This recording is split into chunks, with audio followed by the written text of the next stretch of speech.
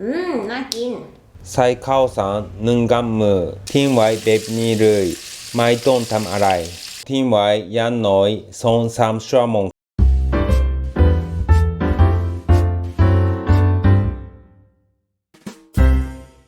はいこんにちはสวัสดีครับผมเชฟโชครับนกโกค่ะ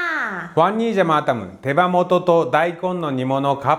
ค่ะซึ่งก็คือปีกไก่ตุ๋นกับหัวไชเท้าค่ะแล้วก่อนที่จะไปทำนะคะอย่าลืมกดไลค์กดแชร์แล้วก็กดติดตามให้ด้วยค่ะโอเคไปทำกันเลยเย้อันนี้เป็นส่วนผสมครับพริกไก่ป่นหัวไชเท้าไข่ต้มอันนี้ผมต้มประมาณ70 นาทีครับไข่ต้มไม่ต้องใส่ก็ได้醤油みりん酒น้ำตาลผงซุปลาน้ำดื่มครับ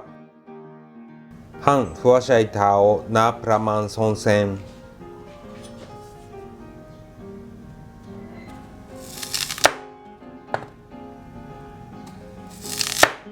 ให้หนาเท่าๆกันนะครับ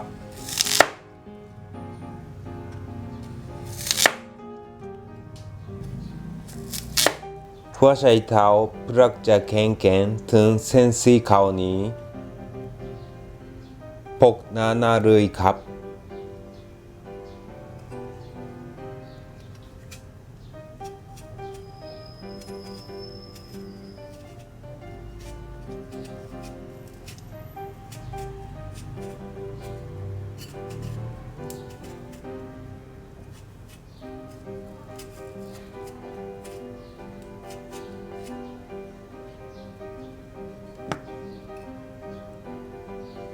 หั่นครึ่ง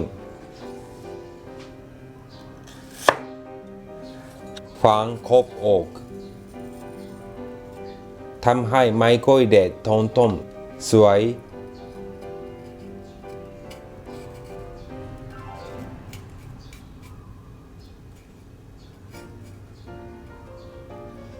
ใช้ที่ปกก็ได้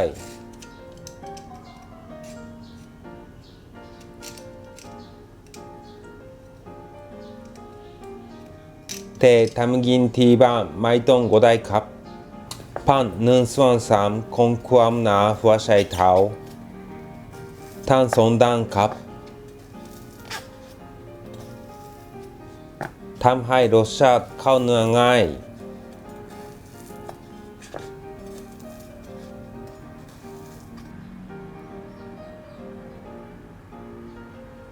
เอาหัวไชเท้าใส่หม้อทึมน้ำให้ท่วม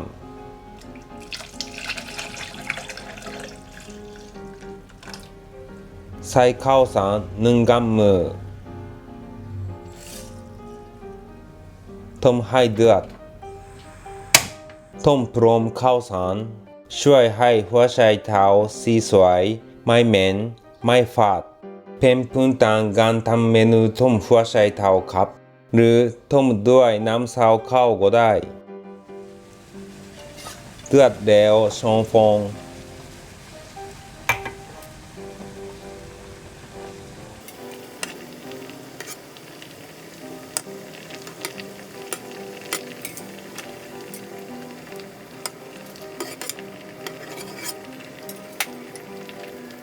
จับเวลา15 นาทีระหว่างนั้นซับน้ำไก่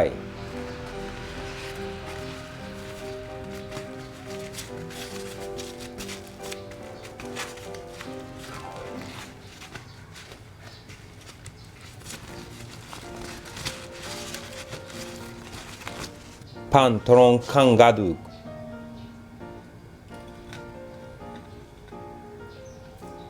ตรงนี้2 ด้าน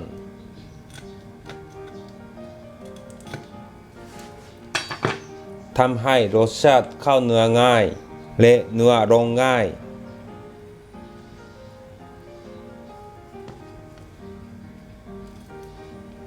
โรยเกลือให้ทั่วเยอะๆทั้ง2 ด้าน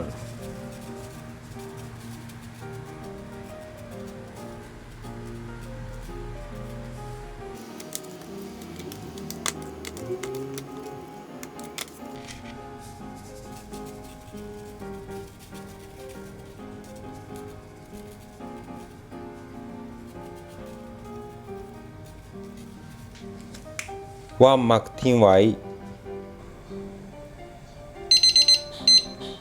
ผ่านไป15 นาทีแล้ว ถ้าเสียบไม่เข้าก็โอเค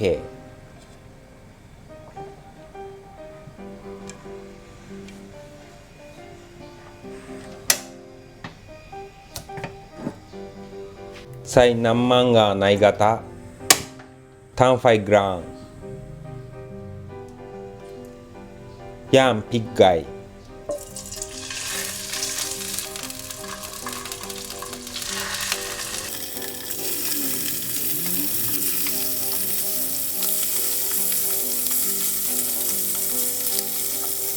ทิ้งไว้แบบนี้เลยไม่ต้องทำอะไรย่างจนเกรียมหน่อยๆ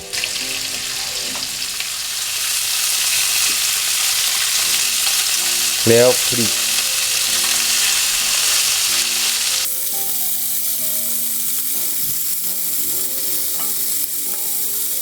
これだけでもう美味しそうだわ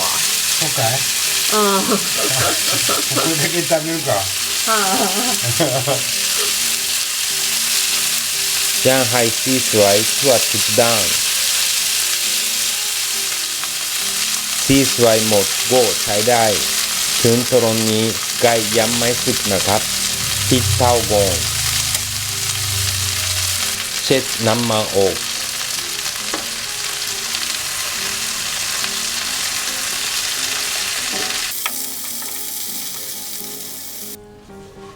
ใส่หัวไชเท้าลงไป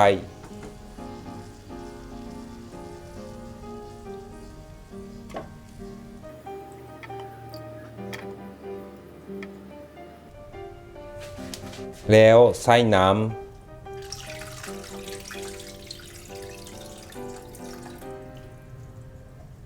ใส่เครื่องปรุงผงชูปลาน้ำตาลみりん酒醤油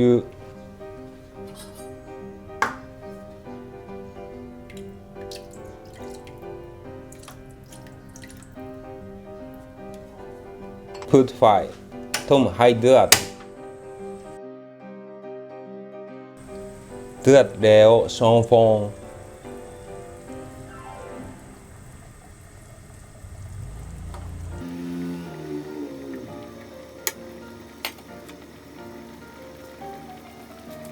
เอาโฟยเป็นฝาทับลงไป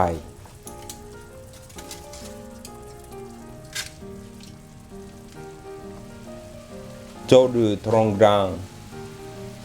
ต้มไฟกลางคงอ่อน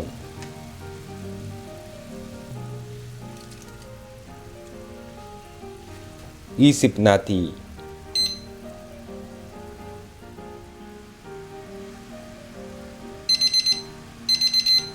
ครบ20 นาทีแล้วเอาโฟยออก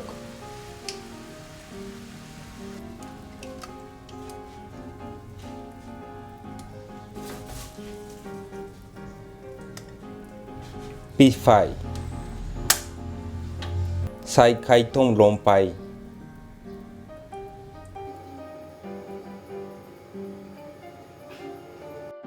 คนต้มรสชาติจะเข้าเนื้อตรงอุณหภูมิลดลงก็ทิ้งไว้อย่างน้อย2-3 ชั่วโมงครับ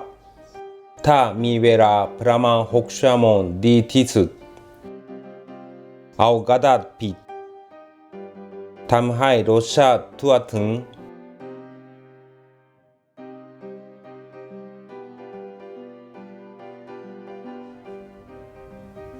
ผ่านไป2 ชั่วโมงแล้ว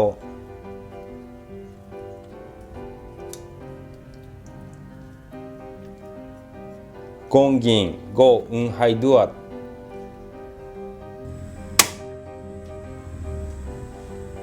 จัดจานกันครับ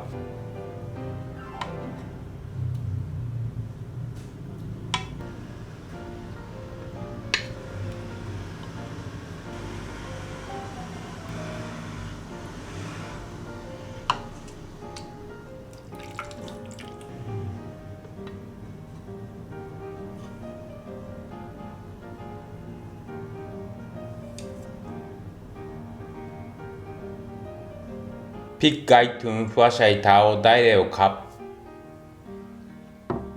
น่ากินはいどうぞいただきますกินอะไรก่อนดี กินหัวไชเท้า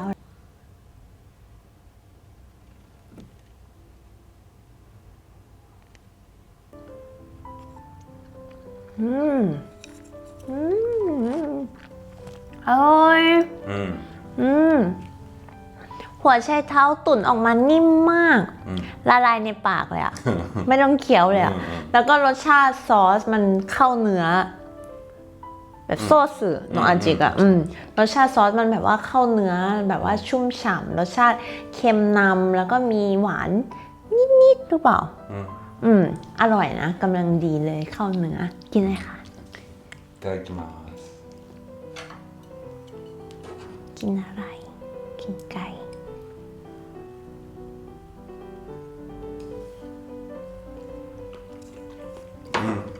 เป็นไง大根によく味染みてて美味しいわงั้นเดี๋ยวที่เหลือเรากินต่อเนาะโอเคทุกคนลองทำดูนะครับค่ะแล้วทำแล้วส่งการบ้านได้ที่เพจ Facebook Chef Show นะคะขอบคุณครับありがとうございましたบ๊ายบาย